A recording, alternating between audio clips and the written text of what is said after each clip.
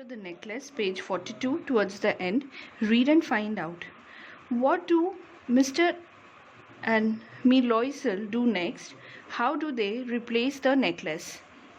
Loisel, already half undressed, asked, "What is the matter?" She turned towards him excitedly. I no longer have me Frostier's necklace.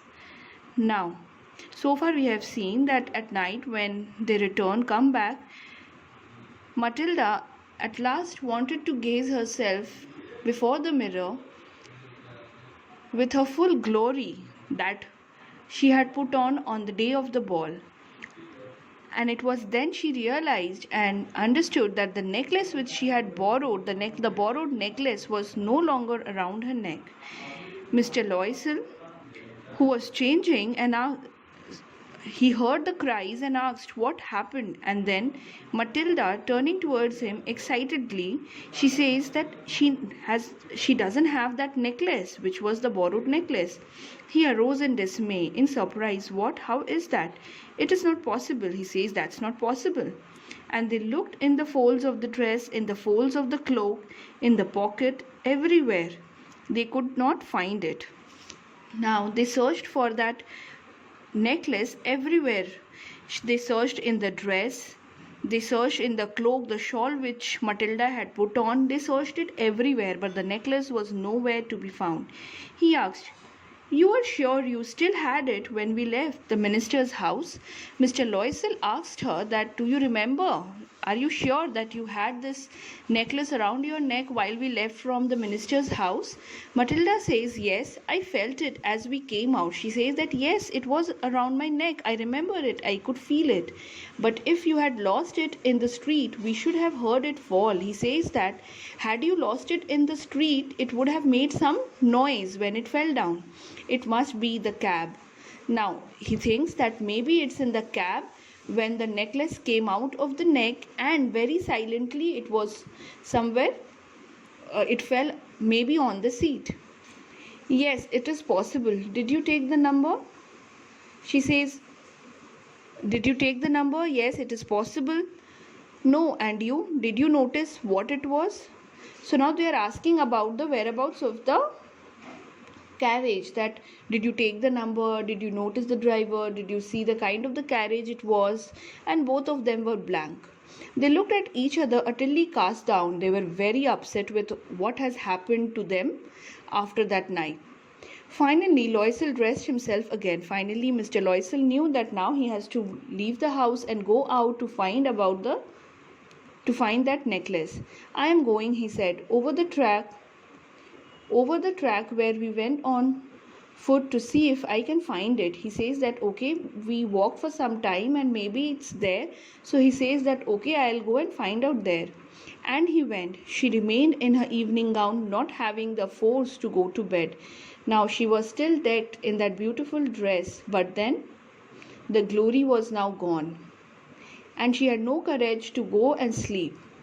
Towards 7 o'clock, her husband returned. It is 7 o'clock in the morning. He had found nothing.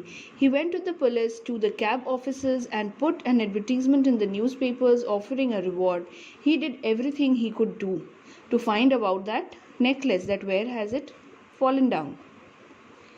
She waited all day in a state of bewilderment, confusion, before this frightful disaster. Loisel returned in the evening, his face pale. He had discovered nothing. So he started off in early morning, and now it's evening and he comes home with nothing. So all the efforts were in vain. The necklace was nowhere to be found. He said, "Write to your friend that you have broken the clasp of the necklace and that you will have it repaired. That will give us some time." He says that, "Okay, do one thing, by the time we try to find that necklace, it will take some time, so it's better that you tell your friend that you have broken the buckle of that necklace, and you will repair it and then return it to her." She wrote as he dictated. At the end of a week, they had lost all hope, and Loisel, older by 5 years, declared, "We must replace this jewel." Now Mr. Loisel, who was 5 years older, to Matilda, he says that, "Okay, now we have done everything, every possible thing, advertisement, going to the carriage the carriages which we had taken, trying to find even the carriage, going to the police station, everything they did, and nothing was coming out of it. And so he says that okay, at last now we have to replace the jewel. In a shop of Palaces Royal, they found a chaplet of diamond which seemed to have exactly like the one they had lost. Now in a shop in a similar kind of a necklace. In a shop, they find a similar necklace similar to the one they had lost. It was valued at 40,000 francs. They could get it for 36,000.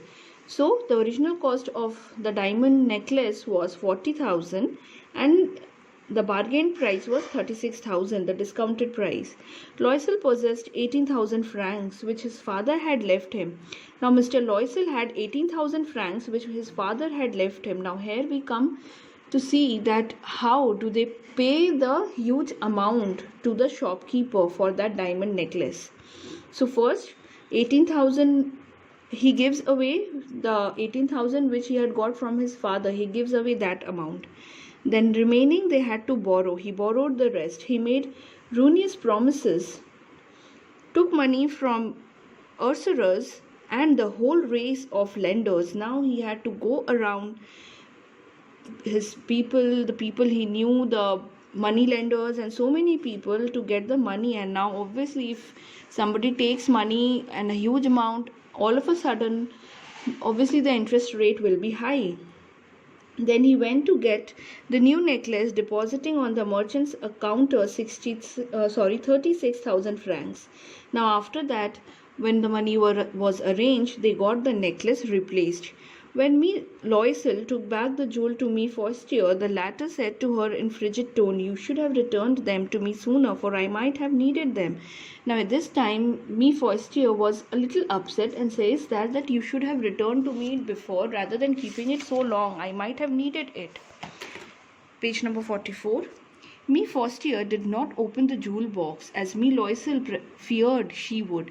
Now, Matilda, she knew that she has replaced the original necklace with the one which she has purchased from the market, the new one, and so she thought that maybe it is somewhat different from the one which she had borrowed from her, and therefore she was constantly afraid that Madame Forestier might open the box and her deceit, her treachery would be caught. What would she think if she should perceive the substitution? What should she say? Would she take her for a robber? She was all afraid that, okay, if she understands that I have replaced it, this is the substitution, what would I say?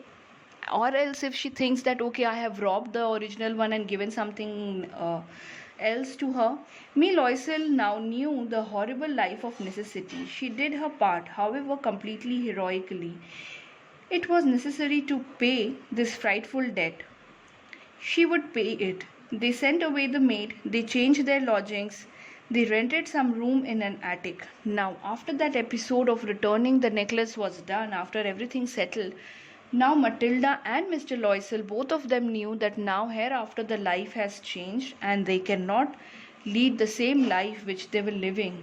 The life, according to Matilda, was already a poor life, the life of poverty, and now they had become poorer again. They were poorer than before, and therefore they knew what necessary things they have to make. Now they have borrowed the money from money lenders, and that money was to be paid.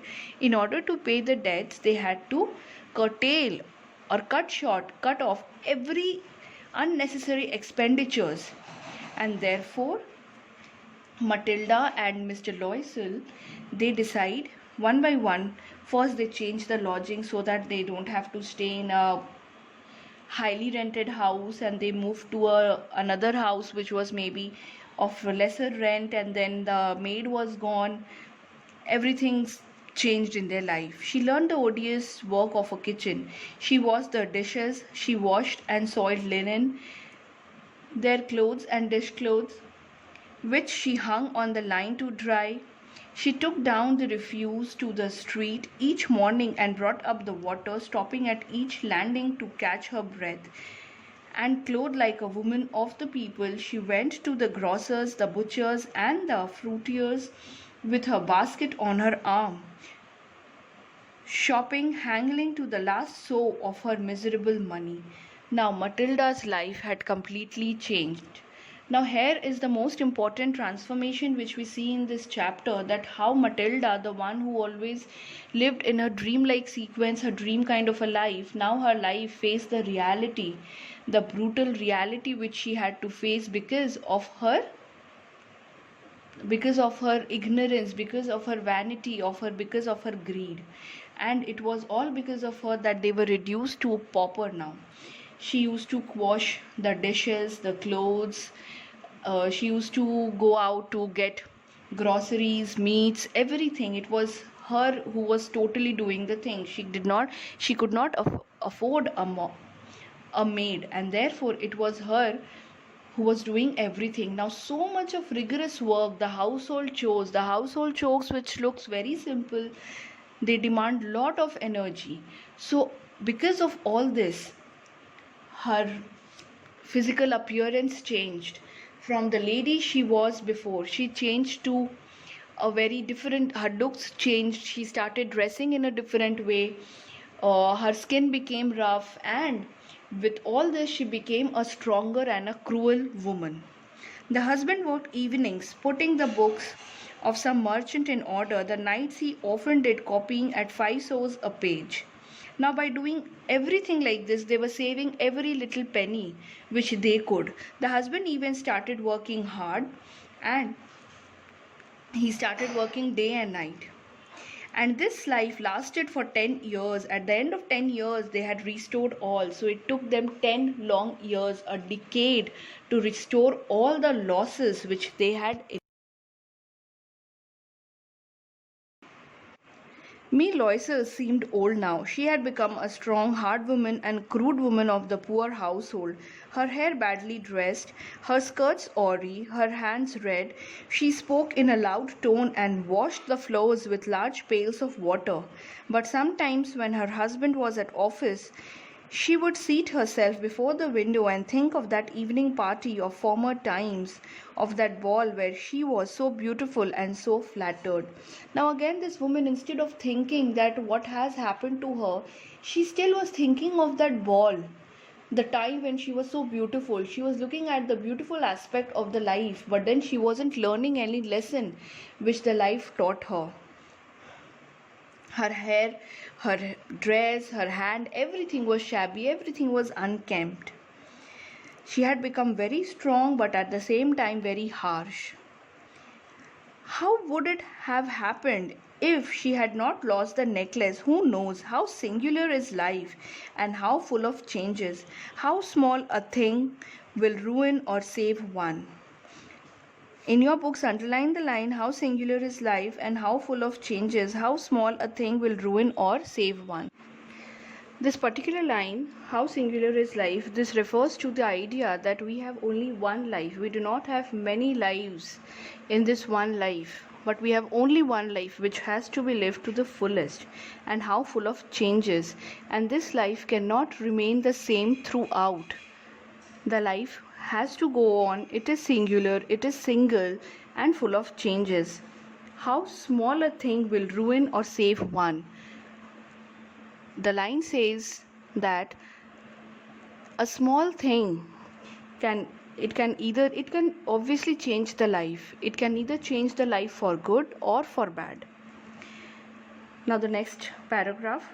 One Sunday, as she was taking a walk in the camp's Isis to rid herself of the cares of the week, she suddenly perceived a woman walking with a child. It was Mie Forestier. Still young, still pretty, still attractive, Mie Loisel was affected. Should she speak to her? Yes, certainly. And now that she had paid, she would tell her all. Why not? So one evening, while taking the evening strolls, she actually escaped from the regular chores and was on evening stroll, where she noticed Mie Forestier. with a child, and then she thinks that should I go talk to her, should I not go and talk to her. Then she thinks that okay, I have paid everything, I gave her the necklace, I paid even the debts, and now I am free to do whatever I want to do. And so she says that okay, I should talk to her and tell her everything. She approached her. Good morning, Jane. Her friend did not recognize her and was astonished to be familiarly addressed by this common personage. She stammered, but madame, I do not know. You must be mistaken. Now, me, Faustia, she did not recognize Matilda. Matilda, now when we meet some old acquaintance, what happens? We go and talk to them, not in a we go and call them with the name which we have been calling them. We don't all of a sudden call them by some other name. So here she calls her by the name Jane, which is the first name. So if you call someone by first name, it means that you know the person very well. But if you call someone by the surname, with for example Miss Loisel, Miss Granger, something like this, it means that you do not know the person well, and uh, you are not very familiar, you are not very friendly to that person. So here she calls her by the name Jane. Now me Faustia thinks that who is this lady who calls me by first name, and then she says that okay, I do not recognize you. No, I am Matilda Loisel. Her friend uttered a cry of astonishment. Oh, my poor Matilda, how have you changed? Now Matilda says that okay, I am Matilda Loisel, if you remember. And then me Faustia was all amazed and shocked at seeing Matilda's present condition and said, oh my god, poor Matilda, what has happened? You have changed.